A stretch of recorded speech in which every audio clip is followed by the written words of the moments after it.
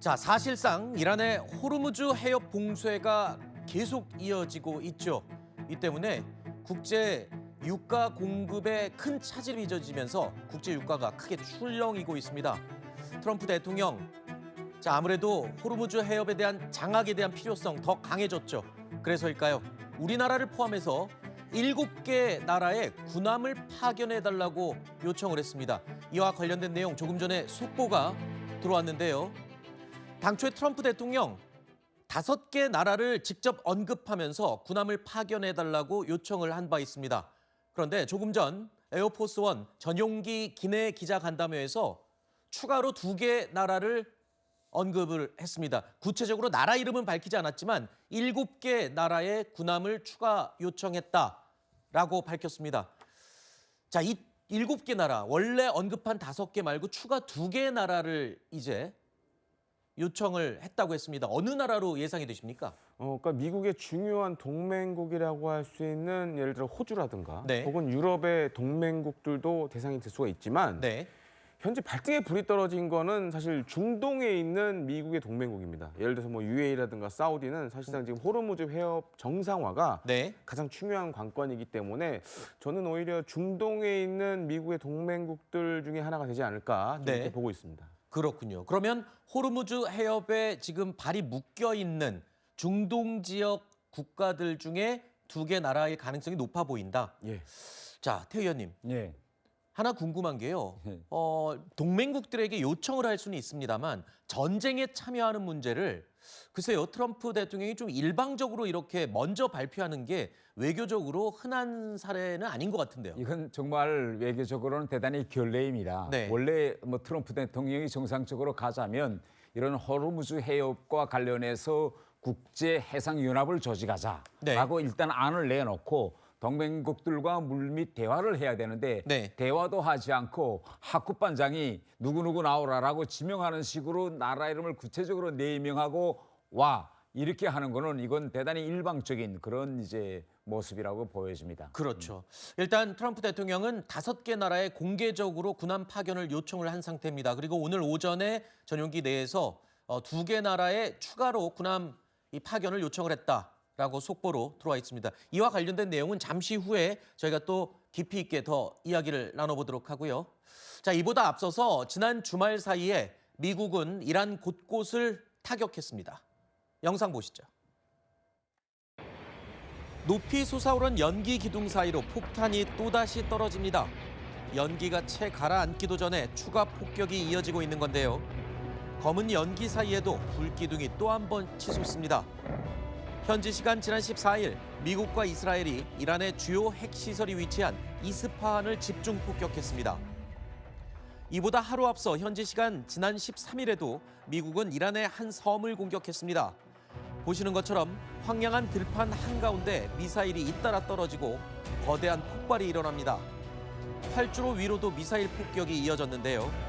이란 원유 수출의 90%가 이루어지는 하르그 섬을 미군이 공격한 겁니다. 트럼프 대통령은 하르그 섬의 모든 군사 목표물을 완전히 파괴했다고 밝혔습니다. 조금 전에 보신 이란의 하르그 섬, 이란의 원유 수출 90%를 담당하는 섬이고요. 그래서 이란의 경제적인 심장이라고 할 수 있는 곳인데 트럼프 대통령이 정유시설은 전혀 폭격을 하지 않았지만 군사시설만 집중해서 폭격을 했거든요. 예. 일종의 경고죠. 이러다가 정유시설도 폭격할 수 있다. 뭐 이런 뜻인가요? 그렇게 봐야 할 것 같습니다. 네. 그리고 우리가 좀 눈여겨봐야 될 게 지금 하르그 섬의 원유 저장 시설이라든가 이런 거는 공격을 안 했어요. 네. 지금 트럼프 대통령의 생각은 이런 것 같습니다. 그러니까 이란의 석유, 이거는 미국의 전리품이다. 아하. 약간 이런 생각을 갖고 있는 것 같아요. 네. 다만 좀 우리가 생각해 볼 게 있습니다. 이란이 전 세계 석유 시장에서 차지하는 퍼센테이지가 크지가 않아요. 4% 정도로 지금 많이 예상을 하는데 네. 문제는 이제 제재 등 이런 것 때문에 실제로 어떤 자료에서는 3%까지 보기도 합니다. 네. 그런데 문제는 다른 중동 산유국들이 전 세계 석유 시장에 차지하는 비율은 40% 이상이 돼요. 아하. 그렇기 때문에 사실 지금 이란에 석유 시설을 공습을 한다고 해도 이게 크게 영향을 주지는 않습니다. 그것보다 사실 중요한 건 지금 호르무즈 해협의 정상화이기 때문에 네. 다만 이제 트럼프 대통령은 베네수엘라처럼 이란의 석유도 미국이 나중에는 통제하고 싶다라는 좀 그런 욕심이 네. 이번 공습을 보면 좀 보여지는 것 같습니다. 그렇군요. 근데 이번 공습의 특징이 호르무즈 해협 인근에 있는 섬들을 하나씩 집어서 공격을 하고 있거든요. 이 주변에 또 다른 섬들도 있다고 하는데 굉장히 전략적으로 좀 의미가 있다면서요?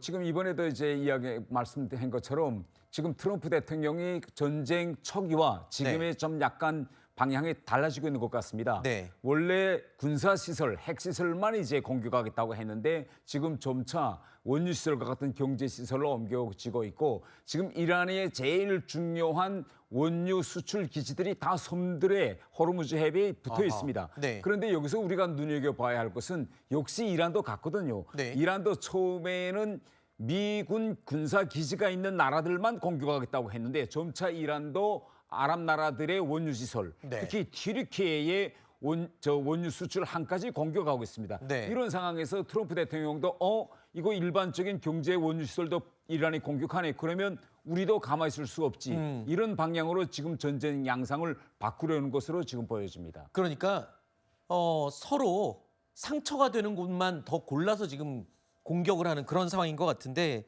그런데요. 완전히 봉쇄된 걸로 알고 있던 호르무즈 해협을 통과하는 유조선이 일부 있다라고 지금 알려지고 있어요. 그래서 어느 나라 국적인가 봤더니 중국 국적의 유조선은 통과를 허용하고 있다라고 하는데 이건 어떤 의미인가요? 이렇게 보셔야 될 것 같습니다. 그러니까 지금 이란 석유의 비중이 가장 많은 나라가 중국이에요. 아하. 그래서 사실은 이제 지난 2월 28일 날 이 전쟁이 발발하고 나서 네. 일부 이제 선박들은 마치 중국 국적의 선박인 것처럼 그렇게 흉내를 내서 탈출한 경우도 있습니다. 아하. 그러니까 이란 입장에서는 지금 중국의 유조선은 돈줄입니다, 이게. 아. 그렇기 때문에 통과를 시켜주는 거고, 네. 뭐 인도 같은 경우에는 일종의 외교적 채널을 통해서 얘기를 했다라는 설도 지금 나오고 있습니다. 그러니까 네. 우리 배는 좀 보내달라. 아하. 일단 이렇게 생각하셔야 될 거예요. 호르무즈 해협 자체가 지금 사실 봉쇄된 건 아닙니다. 아. 봉쇄된 건 아닌데 일단 통제권을 이란이 쥐고 있다라는 게 문제예요. 네. 그렇기 때문에 이제 이런 상황을 과연 미국이 얼마만큼 빠른 시간에 이걸 타결시킬 거냐. 네. 가 사실상 이번 전쟁의 승패를 가를 걸로 좀 보여집니다. 그렇군요. 그러니까 정확하게 얘기하면 우리 전문가께서는 이겁니다. 호르무즈 해협이 완전 봉쇄라는 표현보다는 통제권을 이란이 모두 가지고 있다.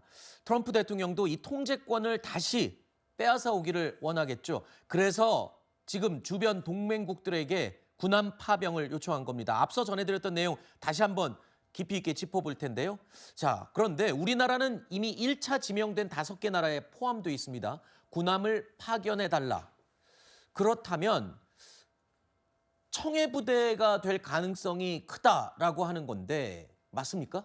현재로서는 청해부대가 될 가능성이 가장 높고요. 네. 또 한 가지로 이제 지금 화면 나오고 있지만 보통 지금은 이제 이 소말리아 대해적 작전 때문에 네. 요 예멘과 오만 사이를 왔다 갔다 하면서 작전을 하고 있습니다. 네. 그래서 잘 보시면 오만이 이제 중요한 청해부대의 기지 중에 하나인데 네. 가깝죠, 호르무즈 해협이. 그렇죠.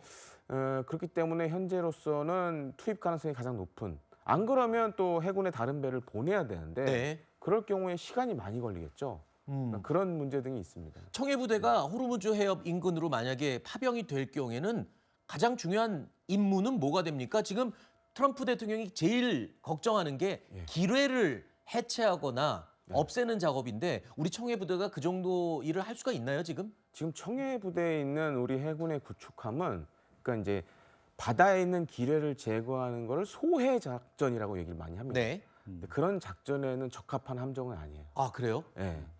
그래서 지금 이제 화면 나오고 있지만 지금 이제 4,400톤급 구축함 한 척 그리고 그 구축함 안에는 이제 UDT 실 요원들 네. 그다음에 해상 작전 헬기 한 대 정도가 있는데 네. 이거는 사실 이제 기뢰 제거에 적합한 구성은 아닙니다. 어허. 그래서 지금 이제 미국 해군이 그래서 이제 말레이시아 쪽에 있는 기뢰 제거에 특화된 함정들을 지금 보내고 있어요. 중동 쪽으로. 네네. 그리고 아시다시피 이제 지난주에 일본에 있는 미국 해병대도 네. 이동을 하고 있고. 그렇죠. 그렇게 계산을 해보면 네. 당장 이 호르무즈 해협에서 이런 유조선들 호송 작전 하기에는 네. 아직은 힘든 상황입니다. 그렇군요. 예. 일단 트럼프 대통령은 이 동맹국들 7개 나라의 군함 파병을 요청한 상태고 그 요청 자체가 아까 외교적으로는 좀 결례다 했는데 이게 요청한다고 그냥 되는 게 아닌 게 우리나라에서도 지금 정부는 신중하게 검토하겠다는 입장입니다. 정치권에서도 국회 동의를 받아야 되는 문제다 이렇게 얘기를 하던데요. 맞습니까? 예, 그렇습니다. 지금 이 문제와 관련해서는 여야가 다 같이 국회 동의를 필수적으로 이제 요구하고 있는데요. 그 이유는 이 호르무즈 해협의 현 상황과 대단히 연결되어 있습니다. 다른 네. 데와는 달리 호르무즈 해협은 31km밖에 안 되는 대단히 좁은 몫입니다. 그렇죠. 여기에 이제 우리 군함이 간다면 어차피 이란 군과의 충돌 혹은 이란 미사일이나 드론의 그런 공격도 받을 수 있는 가능성이 있고 네. 이렇게 되면 우리 국민의 생명 안전, 우리 군인들의 생명 안전과 직결되는 문제이기 그렇죠. 때문에 현재 정치권에서는 반드시 국회의 동의를 받아야 된다는 걸 강하게 요구하고